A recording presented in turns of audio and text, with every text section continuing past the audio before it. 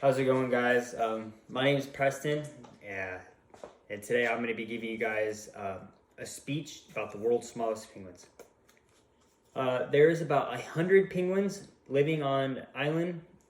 Farmers had to find a way to protect these penguins. There was around 800 or so penguins living on this small island, and now there is about 8 left. So those numbers are rapidly declining. They live in New Zealand, southern Australia. They're very popular creatures. They bring in around 500,000 people or so every year, according to Debbie. And why wouldn't people really care about these creatures? They're small, super small. They stand about 30 to 40 centimeters tall, so it's only about a foot. However, this wasn't going to cut it for these poor penguins and what was going to be coming to their way. Once volunteers started beginning to record these numbers, these penguins between 2000 and I believe 2005 were only 10 penguins. So those are super small numbers. According to Debbie, what was really killing these penguins off, was red foxes. They would come at night when they weren't expecting it and just eat them. I mean, they're little itty bitty penguins. They're 30 centimeters tall, so there's not much they can do. And also humans, they are actually a huge cause of this, with trash and litter and walking all over their houses and their homes. And people just were not caring, so they tried to build a boardwalk to eliminate some of that. But again, these penguins were in some desperate need of help. So somebody decided to bring in some white sheepdogs to protect them.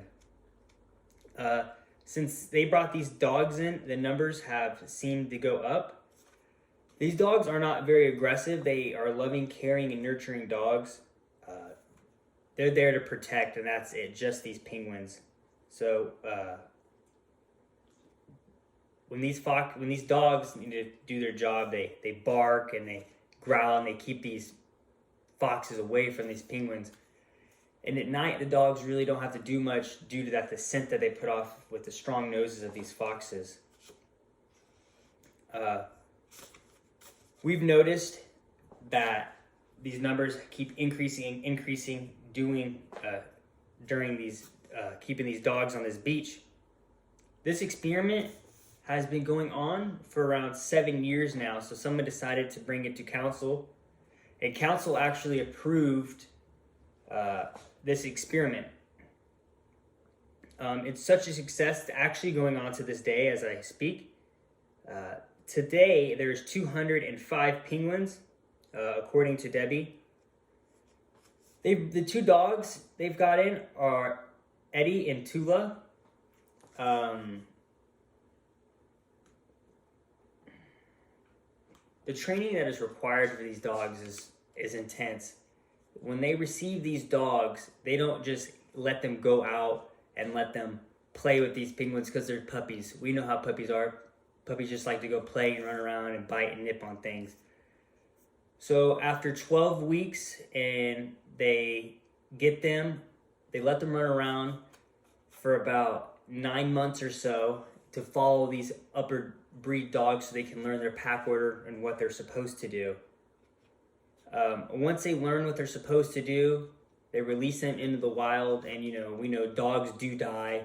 So after these older dogs leave, they bring in these new dogs, so there's always protection for these penguins. Growing up, we all knew that a dog is a man's best friend, but I guess it turns out now that a penguin is a dog's best friend. And I forgot to show you guys, this is also my audience. It's just me and my girlfriend. We currently just moved to the city of Chicago. So unfortunately, I don't have any friends or family that live down here.